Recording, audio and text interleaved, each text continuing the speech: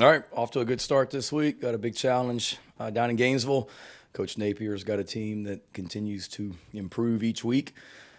Played a great half of football 2 weeks ago against Georgia in the second half. Carried that over to their performance in College Station last Saturday with probably their best performance of the year and certainly a dominant second half against Texas A&M.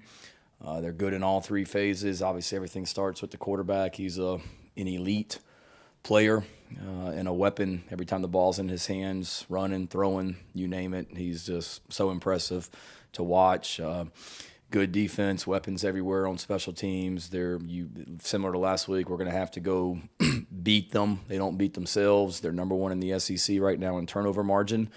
They're one of the fewest penalized teams in the SEC as well. So they're doing a lot of things right and getting better each week. It'll be a great environment down in the swamp. I believe it's a sellout from what I heard, and should be a fantastic atmosphere. And looking forward to getting down there and playing on Saturday afternoon. Questions? Shayna, you mentioned that BJ was going to have an MRI. Are the results of that back? Results are back. I'd say he's day-to-day. Nothing long-term. Just kind of see how quickly he can respond to treatment. He wasn't able to do much today in practice, and I'm sure you'll ask about the other guys as well. Marshawn was limited today, but told me he felt a lot better than he thought he was going to feel as well. So Spalding is done for the year. I know I mentioned that Saturday in Nashville. Hate that for him, but wish him well in his recovery. And then beyond that, it's a handful of guys that are questionable right now. And specifically in the secondary, Shane, I mean, just because the bodies are getting kind of thin, any thought of maybe moving a couple of spare receivers over to take reps? Have you guys taken that step yet? It's funny. Do you have our facility bugged? Because I literally was just in the defensive staff room talking about that with Clayton and Torian and the guys before I walked down here. We're thin just with injuries. There's no question about it. But we're not to that point yet. You hate to lose a Spalding and other guys that are banged up, but we're not to that point yet where we have to start moving people over yet. But we are thin, and thankfully, knock on wood, our starters for the most part are healthy. But certainly we've got some young guys, and fortunately, the way we practice allows our entire team to try and improve as the year goes along. So that's allowed the young defensive backs that haven't maybe played as much to get better throughout the season and potentially play them late in the season if we needed to in a bind. Coach, I've been asking the players, Kai and Rush, but have you found this week that breakfast has been a little sweeter once you got that bowl eligibility locked up now moving forward? It's sweeter, but by no means are we satisfied. Certainly, we're very proud to be bowl eligible. There's a lot of teams across the country right now that are sitting there with either 3 wins, 4 wins, or 5 wins that are fighting like crazy to get bowl eligible, storied programs in college football. So I don't take for granted being bowl eligible. It's a hell of an accomplishment in year 2 after 9 games, but we should not. We can be happy about it, but none of us are we better not be satisfied. We better still be hungry.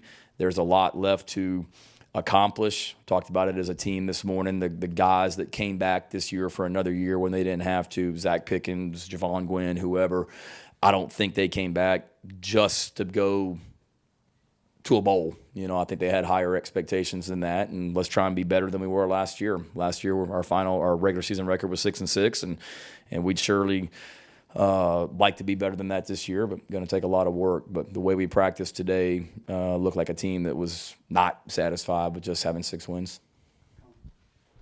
Shane, you got a favorite Tom Petty song? No. He's got a lot of good ones. And I guess the run defense has been not great maybe the last 2 weeks. Watching film and kind of reviewing some of that stuff, what have been some of the biggest deficiencies in trying to stop the run? I think going back to last week was just missed tackles, honestly. I mean, when you miss tackles, you give up explosive runs. And we got out of misfit a couple gaps against Vanderbilt for sure.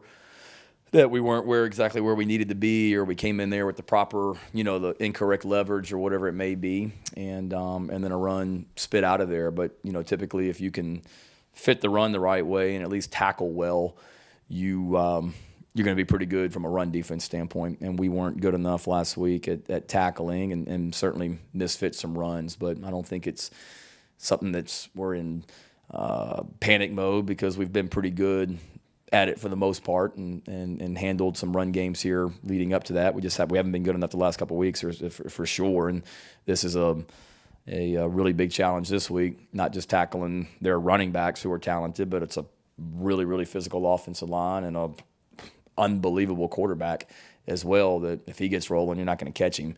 So we've got to really be sound in fitting the run and getting 11 hats to the ball. Hey. Anthony, what has stood out about him on film, and how does he kind of compare to some of the other guys you face? Your KJ Jeffersons and your Mike Wrights and all of that who caused problems for you this year. His size and where do you want me to start? His size stands out. His speed stands out. His arm strength stands out. He's a guy. You saw it against. It was LSU.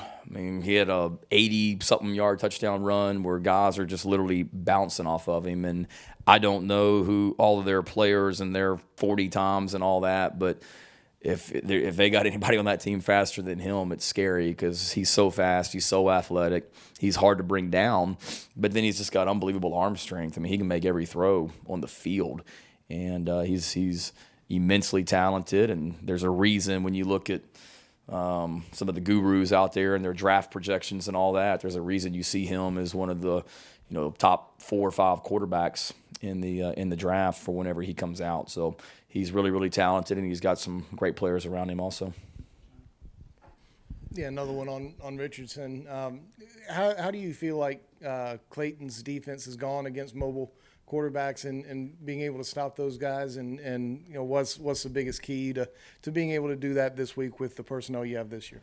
Yeah, I think good. It's easy for people to point out, well, played Arkansas and it didn't go so well, or whoever. Well, there's also a lot of mobile quarterbacks we face that we've handled as well, and I think one goes back to putting together a great plan.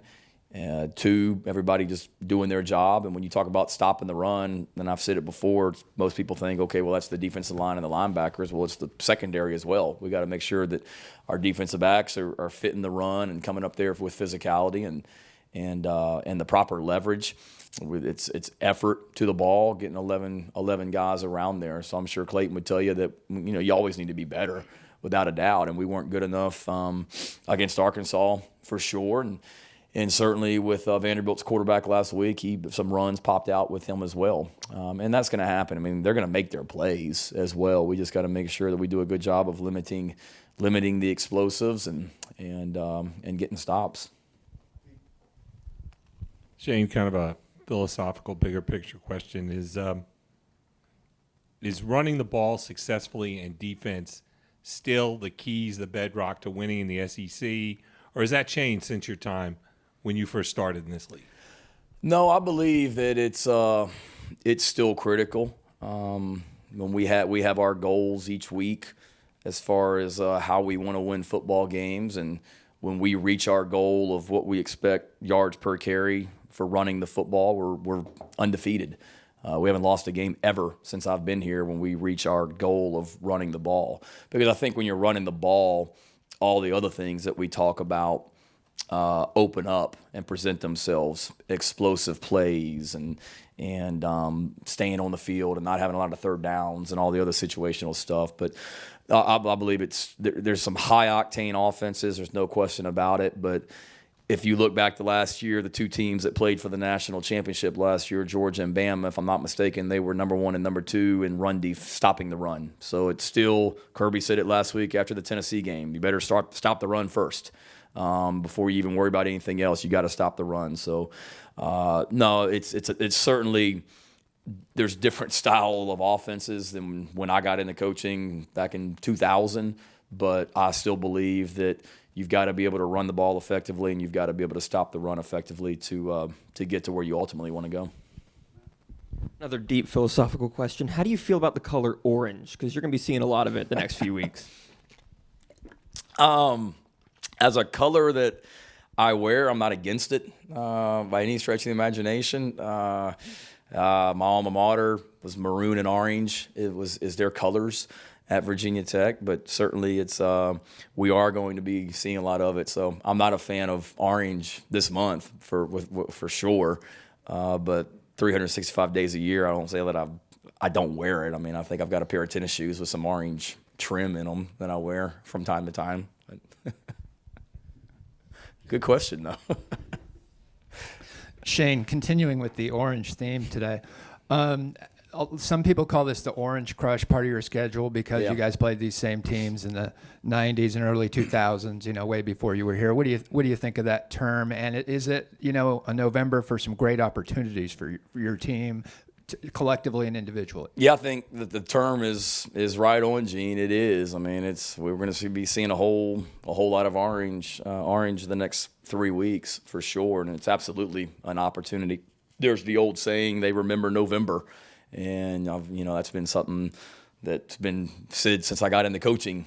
Coach Fulmer at Tennessee used to say that all the time to the teams when I was a graduate assistant there, and you do. And I think our guys realize that we got bowl eligible the first weekend in November, but we're not satisfied. There should be a great hunger, and there's a great opportunity to do some special things if we can do what we want to do here over the next 3 weeks. And it's an unbelievable challenge. I mean, it's a really good and improving Florida team, and then the next two teams that we're about to play after that, we're both ranked in the top, whatever it was last week, 5, 6 in the country last week. And so we know what a challenge it is, but with big challenges come unbelievable opportunities as well. But right now our focus is on nothing beyond this week and trying to be a better team this Saturday in Gainesville than what we were in Nashville last week.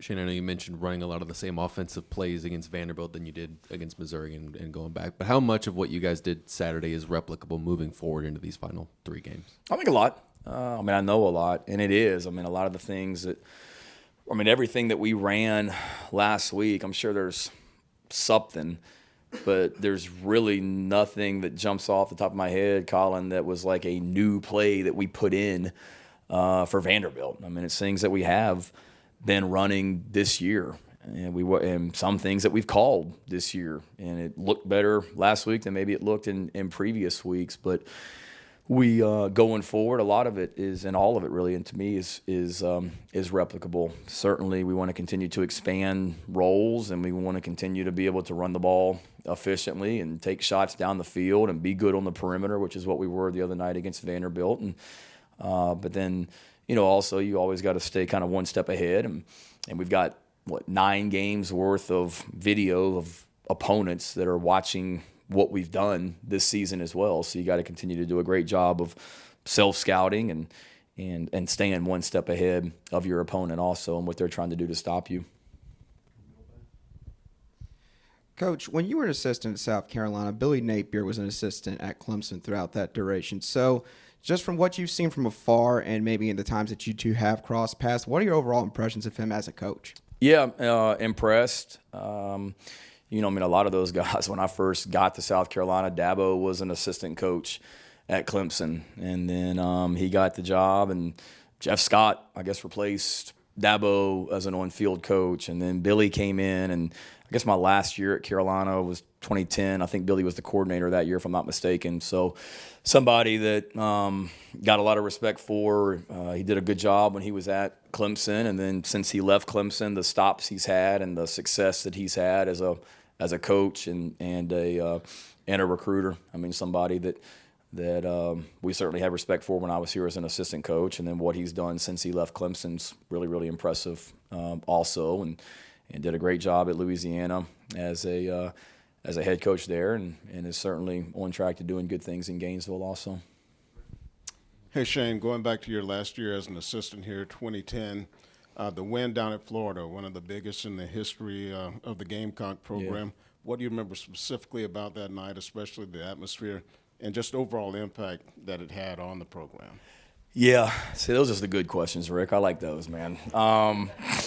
In the sick, twisted way that I am, I remember that was a night game, stayed in Ocala. I remember my wife was on the trip, and we had some free time that afternoon, and we went for a walk. And I remember just vividly being on the walk thinking, okay, when we kick off to start the game, Do we want to kick to the left? Do we want to kick to the right? Left, right. Just kind of thinking back and through how do we want to start the game. And clearly I made the wrong choice because we kicked off and they ran it back for a kickoff on the opening touchdown in the game. And I'm like, you got to be shooting me right here on this one. Like the biggest game that we've had here at South Carolina.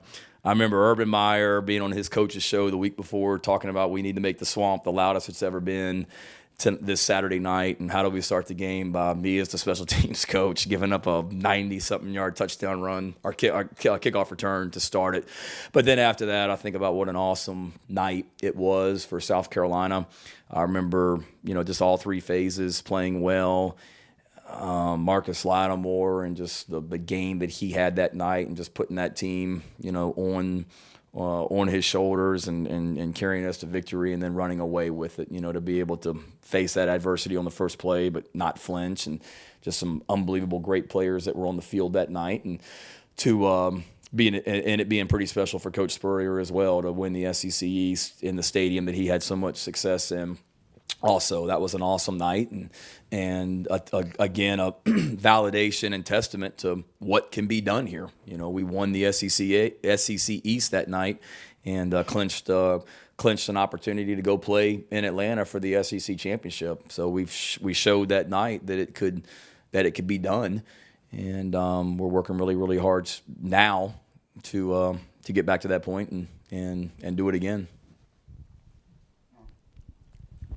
I know you said it earlier that you're not quite at the receivers playing defense point, but in general with Gene playing running back and guys moving around, what goes into kind of giving a guy a crash course on a new position in the middle of a game prep week? Yeah, it starts with the player first and foremost. I mean, they've got to be just football smart and intelligent, and those guys are. And certainly it's some extra meeting time and practice time. But I think the other thing too is you hopefully, when you're teaching and coaching your position, I always thought, and it's the truth as an assistant coach, like you really want everybody to have a big picture understanding of what's going on, not just, okay, you're the tight end, and when we call this, you're running this route. Having an understanding of what everybody's doing around you, so you could go to any position and just jump right in and have a good baseline from a learning standpoint, if that makes sense. So that's the biggest thing. It really is a crash course. It's like prepping for a test at the last minute or whatever it may be. And it's extra time and investing and good coaching and good teaching and good learning as well. Shane, I know we talked about last year with Parker White. He should have been a Groza finalist. I imagine Kai will probably get some nods for the Guy Award. Do we need to start talking about the Heisman Trophy with him, or? It would be a travesty if he wasn't one of the top guys in line for the Guy Award. I mean, he's phenomenal. He's just he's a talented punter, as we've shown. He's controlled field position for us. He's a weapon when the ball's in his hands. I mean, the throw that he made, the fake punt against Georgia was a great throw. The throw last week was a great throw to Tonka. And he's just a really, really good football player and a great leader for this football team. So, yeah, any accolades that come his way are well-deserved. Getting kind of late in the season now, and I know you've had a lot of opportunity, or some opportunity at least, to watch some of these freshmen grow up a little bit, and wanted to see if you could comment specifically on your two freshman quarterbacks, or three, I guess, if you want to, and also Anthony Rose and Landon Sampson on how you've seen each individually progress. Yeah, I think Rose has been really, really, really good. He's really doing well in the classroom, proud of him from that standpoint. And then he gets better on the field as well.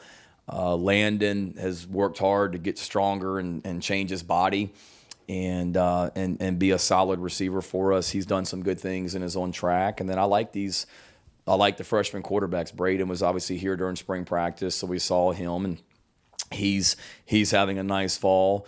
Tanner Bailey, we actually took on the trip with us to Nashville last weekend. Tanner is one that continues to get better and really, really works to learn the position. And then Jalen Daniels also was a guy that he's got immense physical tools and really takes practice seriously and tries to tries to get better. And I've mentioned a couple times to you guys those Sunday evening practices that we have. The last couple of weeks, we've 2 weeks ago, and then even a little bit last week, we were out there maybe a little bit longer than I wanted to because we basically just scrimmage with the young guys, our developmental guys, at the end of the practice. I mean, and it is intense, and our players, our older guys, they take great pride in their side of the ball. And Rose made a great interception in that practice Sunday night.